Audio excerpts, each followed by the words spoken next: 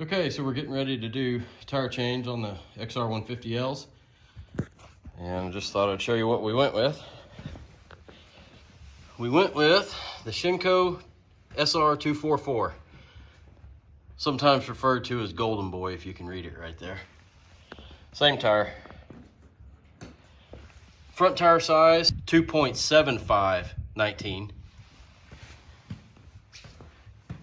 And on the rear,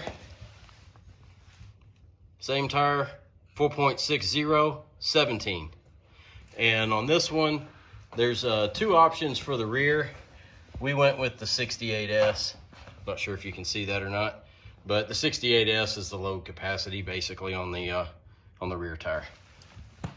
So as you can see, rear tires are starting to get a little worn down there. Getting a little sad. Like that a whole lot better.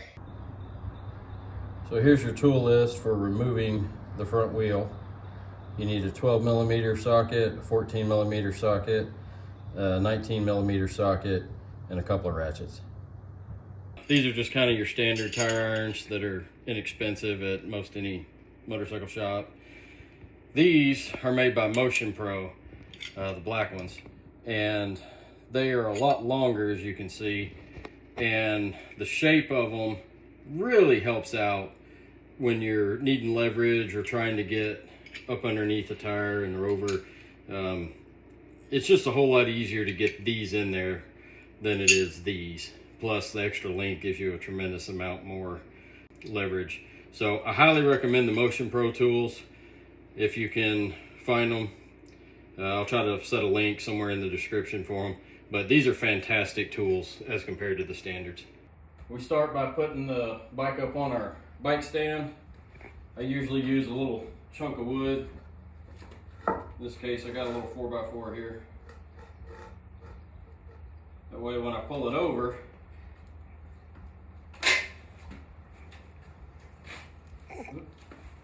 stay and grab my foot bag there.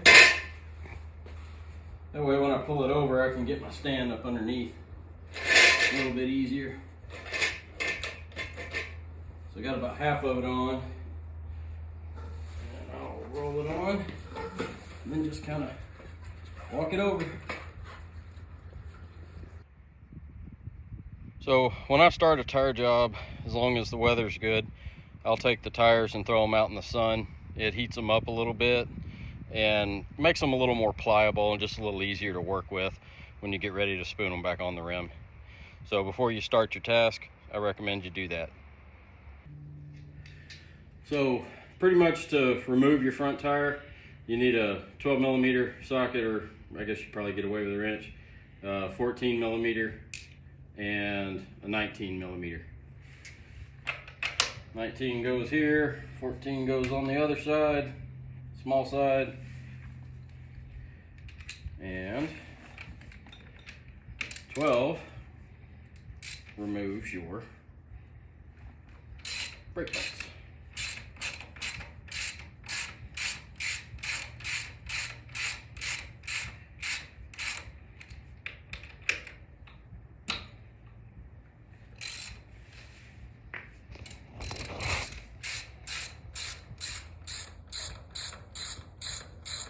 You could probably do this without removing your brake caliper, but I find it just easier to remove it.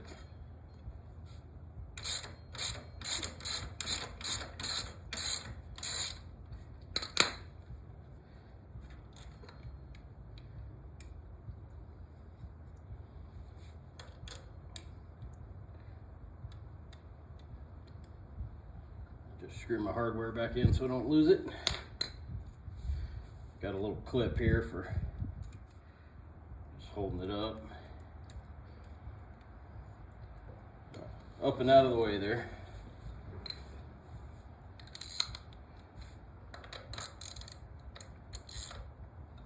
It's a really super fancy clip there you have with the Yeah, bent coat hanger. bent coat hanger. Those are my paint hangers when I paint stuff. Zip tie, whatever. I just don't like my brake lines having weight on them, even though they don't weigh that much. It's just kind of have it for me.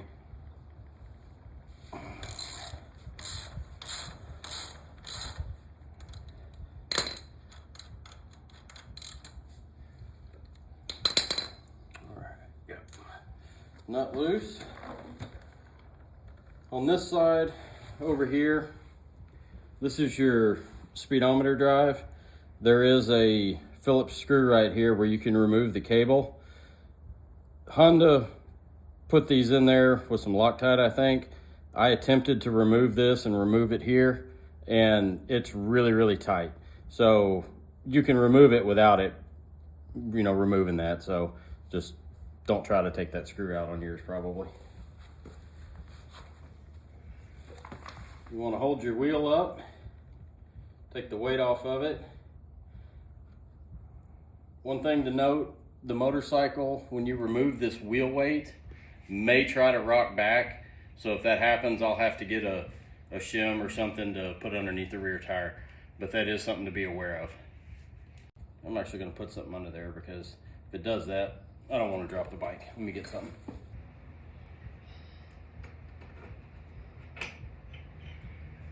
So the axle's out. You have to pull it towards you just a little bit.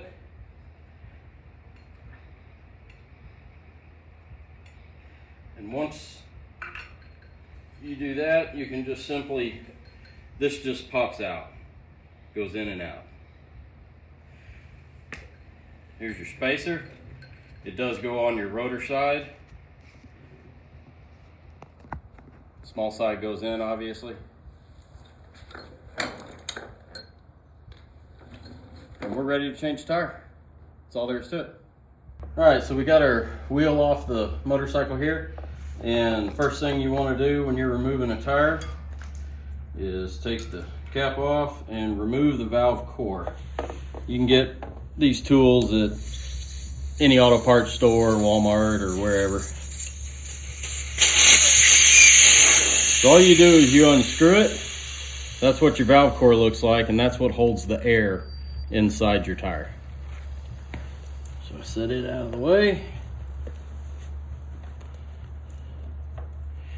So now the air is out of the tire, and this is a tube type tire.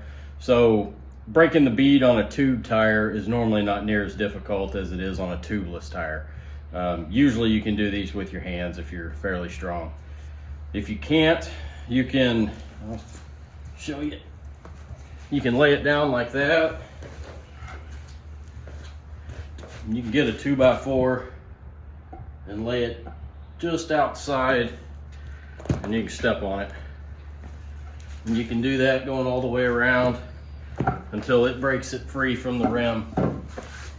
I usually don't have too much trouble with these, so I just do it with my fingers. You can see how I can get my whole finger in there. So you just want to break it free all the way around. Flip it over, same thing. And if it's tight, get your 2x4 or whatever. The reason that we do that is because the rim, if you look at how it's made, this has a hump in it right here, which is the low spot in the wheel. What we have to do is push our tire down in that low spot, the drop center as it's called, so your tire bead will go into it, so you have more room on this side to actually free the tire up and over the wheel. That's the trick to changing tires. They make rim protectors that I use on aluminum wheels on dirt bike tires and rims. I don't normally worry about it a whole lot.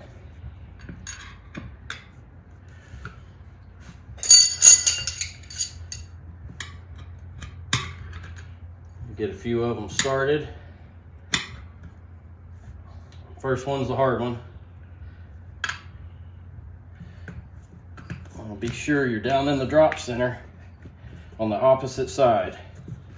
You can see I kind of got my knee and hands on it here. pull it over, and I'll just slide my levers up underneath there if they'll go. Kind of help hold them like that. I'll grab another one. You can get away with a lot less than this, but I've got plenty available, so just gonna use them.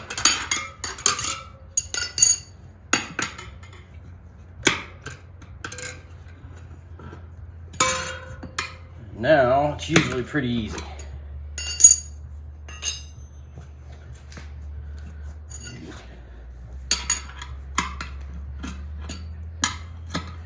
Just work it around. A little practice and you'll get the hang of it. Once you get the bead over the wheel, you don't have to worry about it being in the drop center because obviously it's above the wheel and out of the drop center.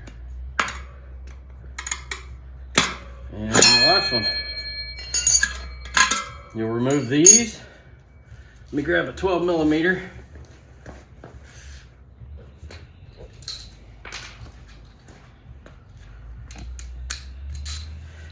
You have to remove your lock nut on your tube.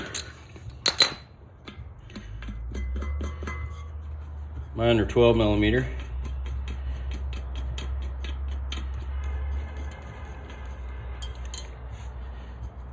The rest of our stuff, and you can pull this up and fish your valve stem out. And once you get it out, you can remove your tube just like that. Set it to the side. So for anyone that wants to know tube size for the front of an XR150L, it is a 2.75 to 3.0 19-inch. Right here is the bead of your tire. This is the drop center. You can see it, you know, right about there, how it's kind of concaved. What that does is it allows you room forward and backwards. And see how the wheel's moving in the tire? It doesn't do that when it's inflated because it's up here on the bead and it seats up against it. So that's the trick to changing tires, is get your bead in the drop center and then pry on the opposite side. So I've got my tire tools here and come in from this side and I lift the bead of the tire up just enough to where it's protruding over the rim. If you'll take a look at that, it's just barely over the wheel. That's where you want it. So I'm going to take 3 of them about 2 inches apart and do the exact same thing. A lot of times you can get away with just 2.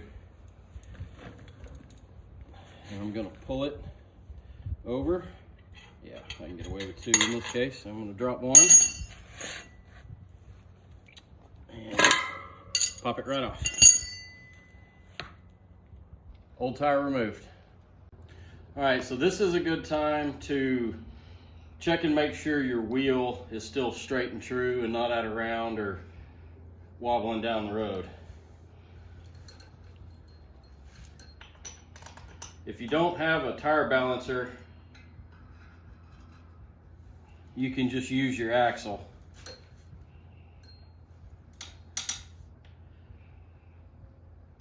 Put the spacer back in.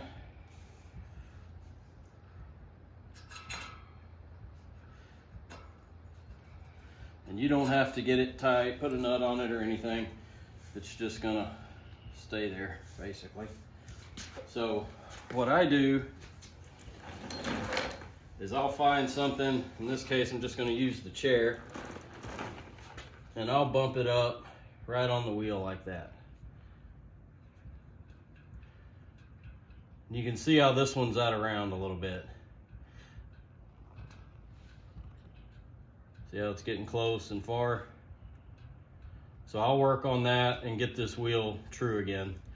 The other way that you can do it is by putting something along the side and you'll spin it,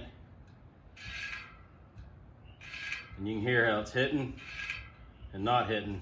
So it's got a little bit of a wave to it. So I'm gonna put this on my truing stand and get this wheel straight and true again before I put my tires on it. Now's the best time to do that. All right, so I got my wheel pretty straight. I'm gonna show you kind of what it should look like. I got a little plastic piece here. It's about as straight as you can get one. It's always a little imperfection though. So now that's good. And then I'll set it up where you can see it this way for doing that around.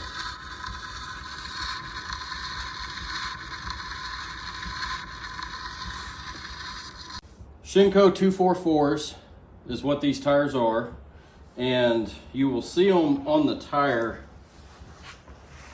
They're actually labeled Golden Boy. Golden Boy and the Shinko 244 is the same tire. So don't be freaked out, it doesn't say Shinko on it if you're used to buying Shinko tires. The size of this tire is 2.75 19, and it's a 48P. Tube, we're installing the double tub in size 2.75 19, also fits a 3.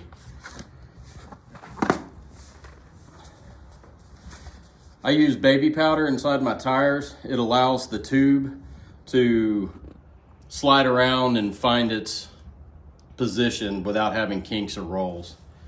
So what you want to do, separate your tire, which is a whole lot easier if you put it out in the sun. Put a good amount of baby powder in there.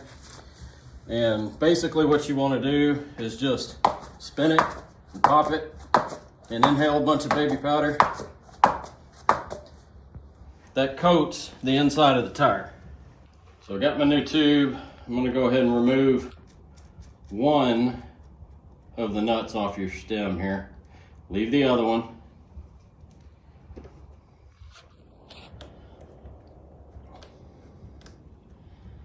I'm going to put a little bit of air.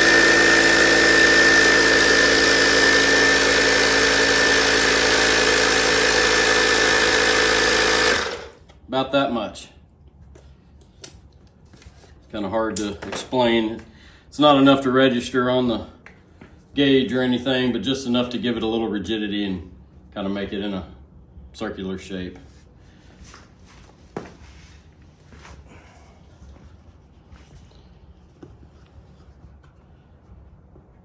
Put a little powder in my hand. Do the best you can. The baby powder is kind of like a lubricant for your tube inside the tire.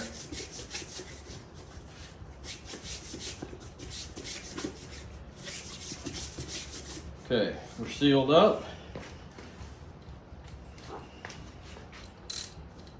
Make sure this one is snug down just a little bit. Not too tight, but just enough to make sure it's not going to come loose.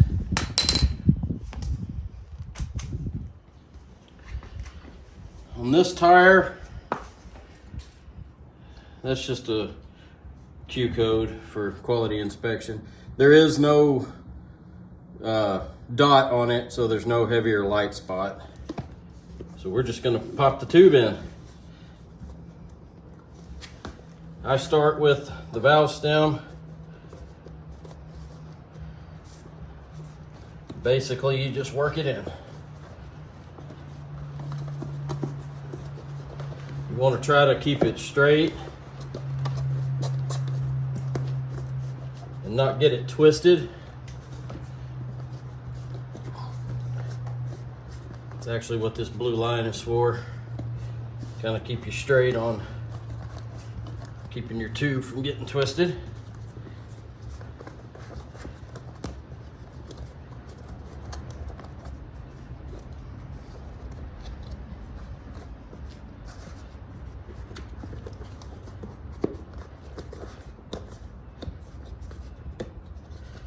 When you get to the end, it should look just about like that. Now is a good time to put our lubricant on. You can decide what you want to use. I actually use a automotive tire lubricant. I bought it at Napa Auto Parts.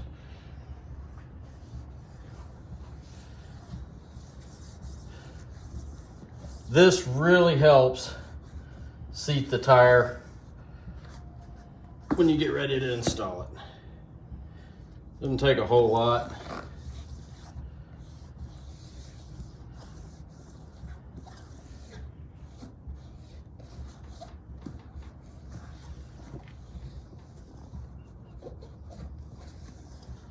Okay, that's all we need.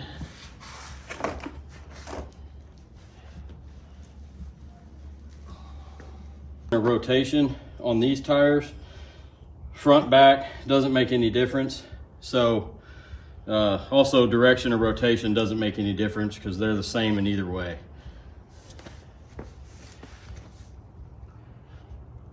So I put my stem down, get my hole lined up.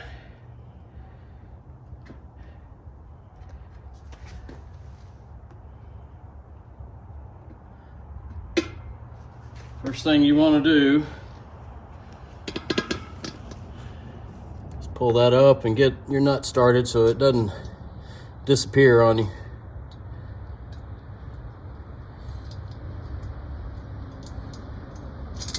Oops.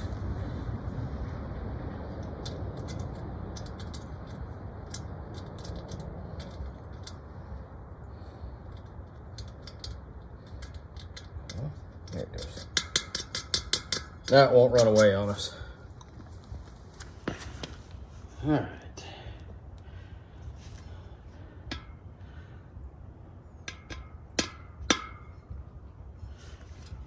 A lot of times you can just push the tire right on the first side, first half.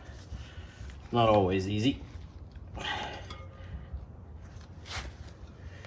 If not, you can get your pry bars and spoon it on.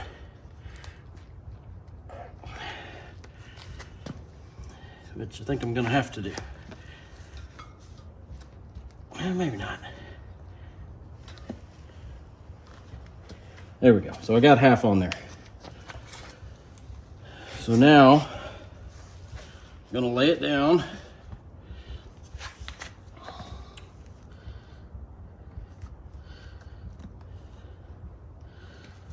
Pry this side on.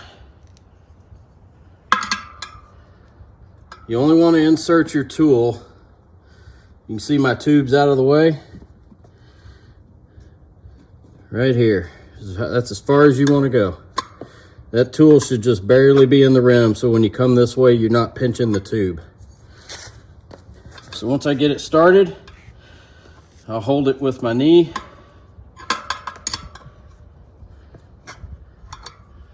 Same thing. Make sure your tube's not in the way.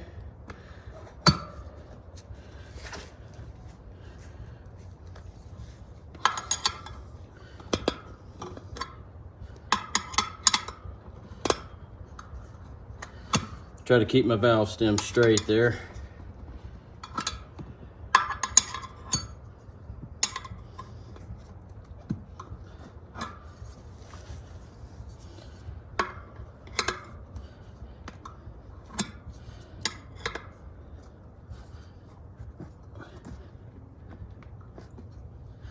As you get closer to the end, it gets a little harder.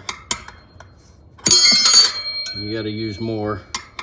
Right now I can get away with about roughly a 2-inch bite.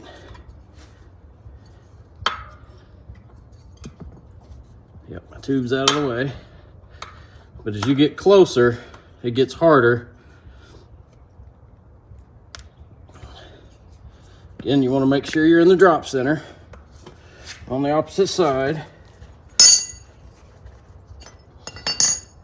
And here's where I like to put 2 wrenches in because it gets hard. I'm gonna put 3 in since I got them handy. So I'm gonna hold it. Try to pry this one on and just work towards getting it on there. Looks like it's gonna go. You gotta be careful so you don't hit yourself in the face. And that's it. The tire's on. Now's a good time to make sure your valve stem is centered.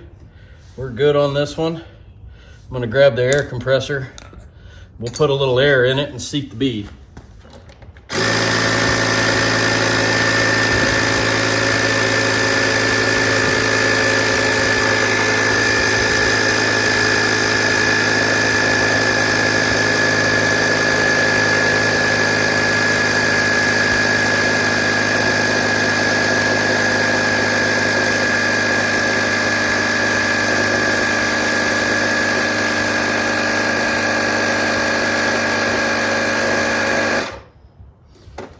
Alright,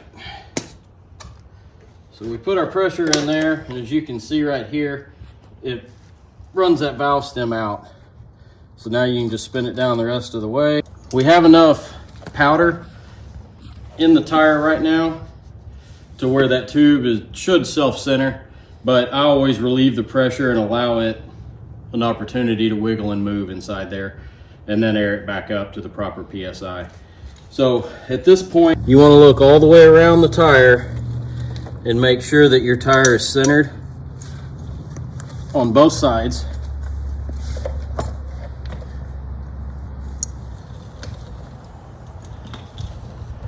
But we're good on this tire, and bead is seated all the way around on both sides.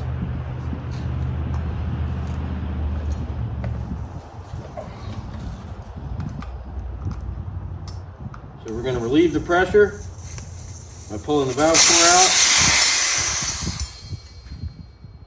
And now that inner tube had an opportunity to wiggle in there and move around to wherever it wanted to be. So now we just put the core back in, tighten it down, air it up to pressure, and tighten our jam nut right here.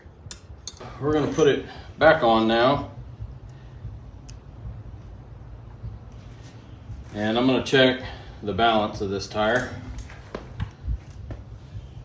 The axle size on this bike is actually a little smaller than my balance stand will hold, so I'm just going to use the axle on the bike itself. So again, I'm just putting it on temporarily.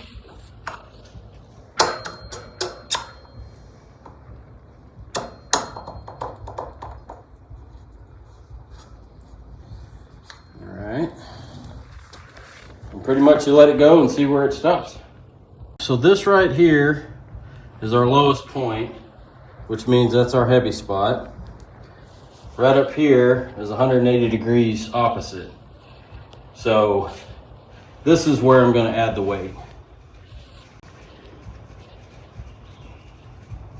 Clean it off good so the weight sticks. I've got some stick-on wheel weights that I got at Harbor Freight, I think.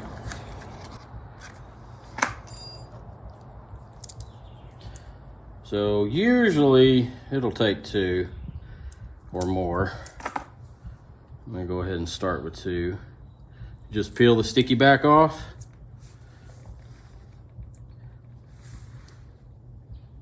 And apply it. Just press them on good. And we'll give it a little spin, see what happens.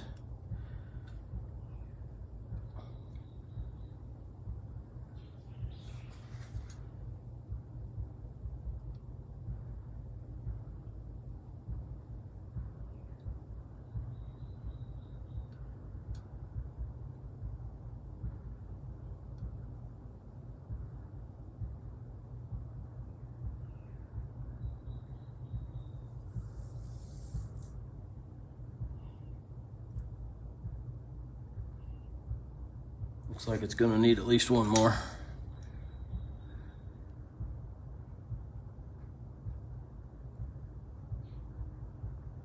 It's kind of a guessing game. when you do it this way, you don't have a exact science on how much you need. So we're in the same spot, so I'm gonna go ahead and add 2 more. We'll see how that works out for us. Keep doing that until you spin it and it doesn't stop in the same spot all the time. Just keep adding weight.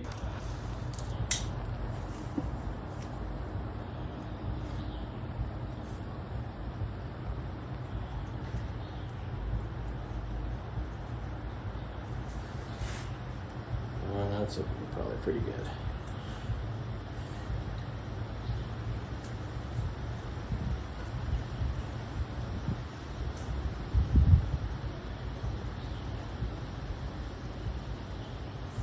And then you can spin it a little bit, get it kind of slow, and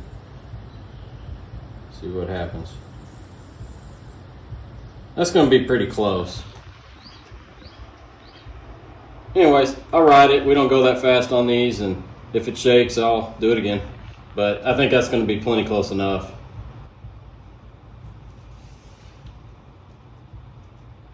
Make sure I got them all stuck down good. And we'll pull the axle.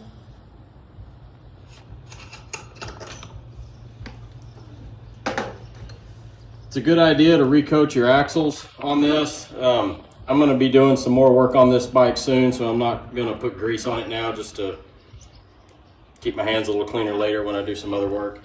But it's a good idea if you're going to leave it on there for a while, recoat your axles. That way you can get them out easier later.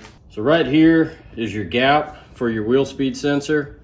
It has to engage with this lug right here. Probably have to get it from the front side. Here, maybe I can turn it a little. So it has to engage with that lug right there. So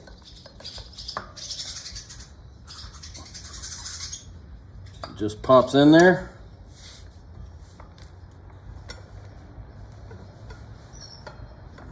Be sure it engages in the right spot.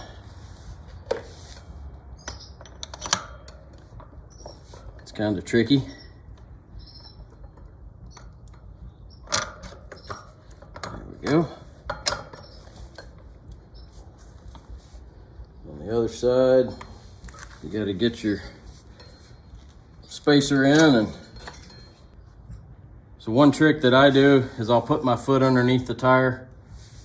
That way I can kind of help support the weight and get everything lined up. All right, be sure your spacer's in there. Get the dirt off of your nut. Lock it down. I'll have to look up torque on this one and torque this nut.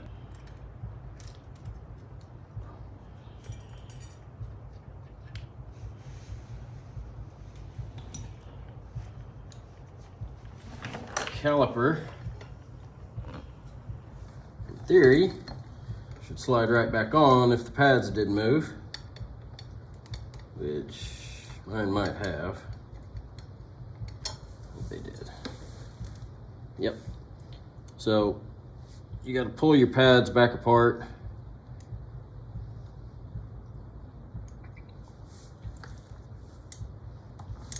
Get them lined up. And then it'll slide right on. Get both your bolts started before you tighten them up. Just easier to move everything around that way. And I'll run them down with a ratchet. Let's see, it was a 12.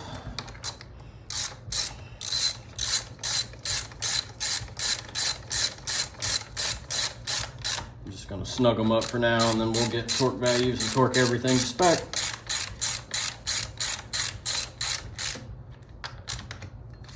Over tighten them. But last thing you're gonna wanna do is roll your tire. Make sure your brakes aren't dragging. You wanna make sure your brake works. And I recommend you double check torque on your axle nuts and your caliper bolts. Other than that, your tire change is complete.